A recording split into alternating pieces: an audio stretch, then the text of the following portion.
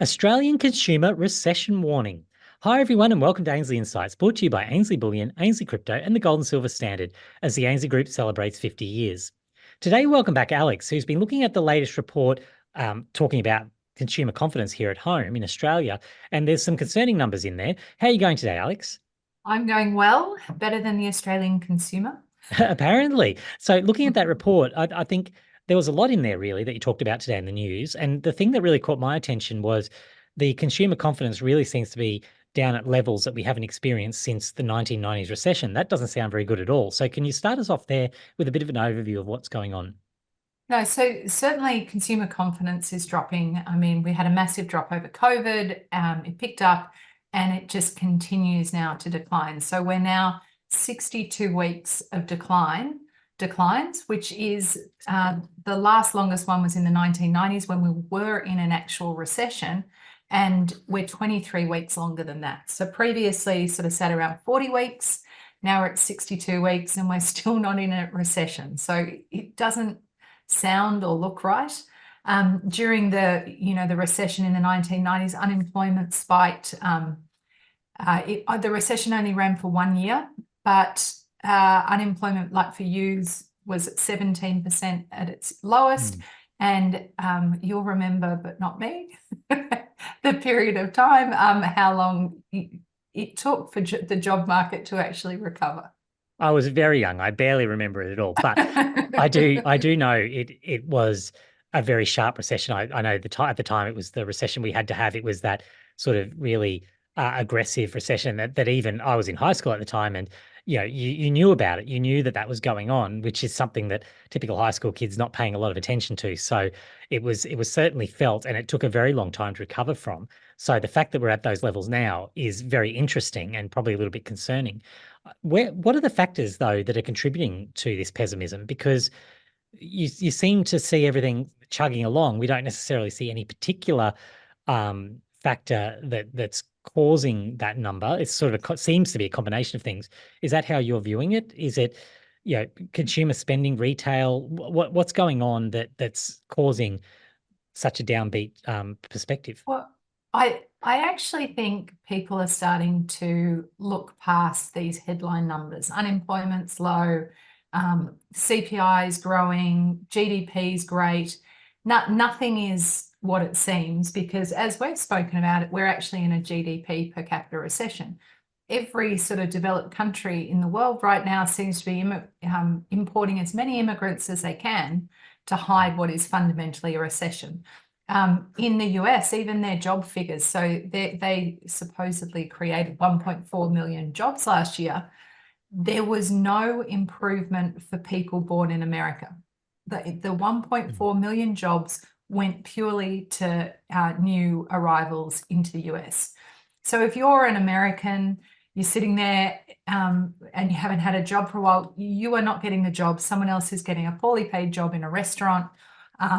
There's government jobs being created, but they're just not going to US citizens.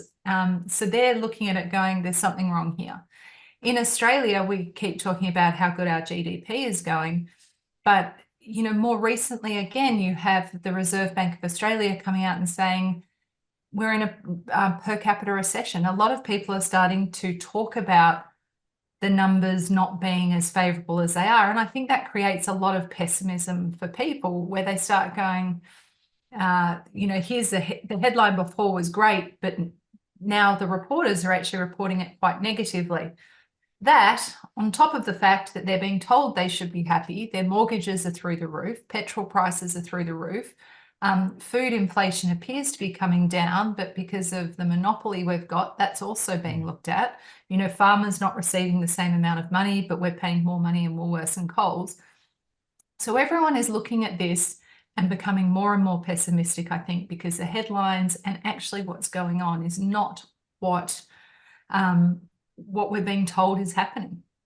Do you think, you mentioned specifically the retail insolvencies there, because it's interesting when you've made this point before as well about the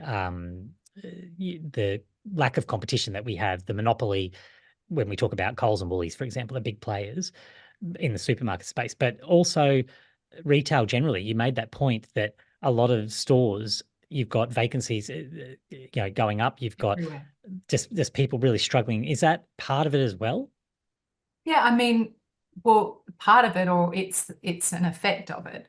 If consumers aren't confident, they stop spending. So there's a lot of bricks and mortar shops right now that aren't there anymore. There's a lot of for lease signs.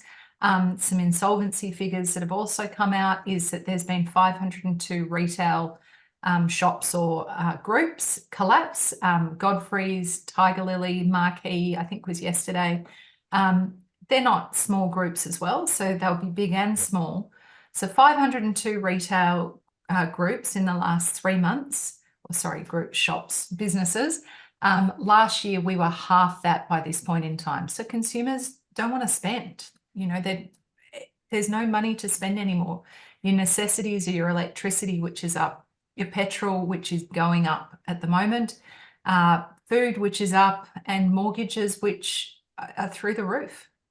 And I really think that point about the people not wanting to spend, the thing about those small retailers, as I see it at least, is that everyone knows someone who works in that environment. So that could certainly be feeding back into confidence if you're seeing someone lose their job that you actually know, because they're, it's quite widespread throughout the community, people working in those particular places. If they're losing their jobs, or they know someone that has, it makes everyone probably tighten their belt and just be concerned for themselves. They might be in a secure job themselves.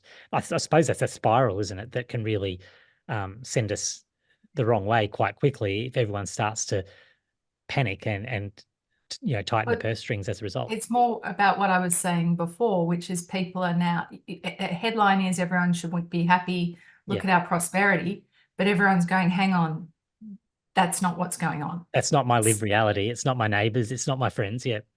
Yeah, so absolutely, and that creates a spiral effect.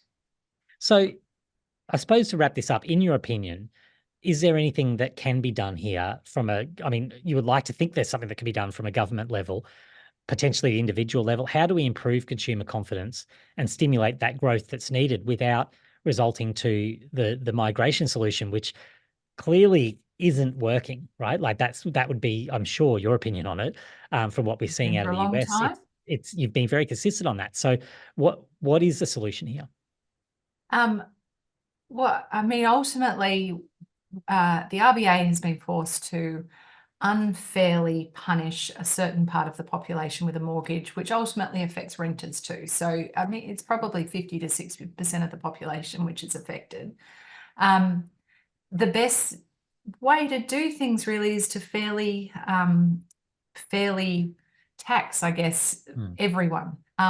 That therefore would mean, if you were thinking about it from a government point of view, they should probably decrease their spending so that certain parts of the economy aren't stimulated, like the building industry, just flatline it a bit, and actually probably lower taxes or raise taxes, whichever way it goes, but fairly across everyone.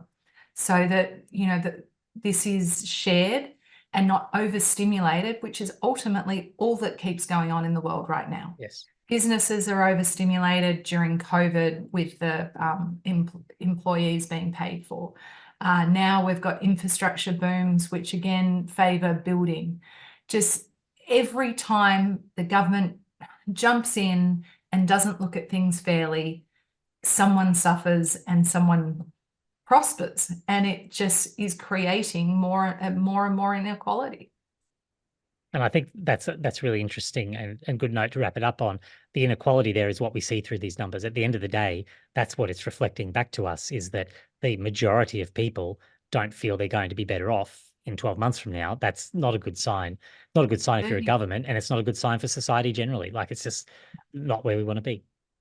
yeah, 33% of people, according to that report, don't feel they'll be better off. Only 31% think they will be. So, you're looking at 69% of the population not feeling like they're going anywhere in life. Hmm. That's not a very nice way to live. No. Well, on that somber note, thank you for your work on that today, Alex. Lots of interesting information there, and I really encourage people to always read the article as well to sort of dig into the facts and figures. But yeah, really, really useful information today. So thank you. Thanks for having me again. Thanks everyone for watching. We'll chat again soon.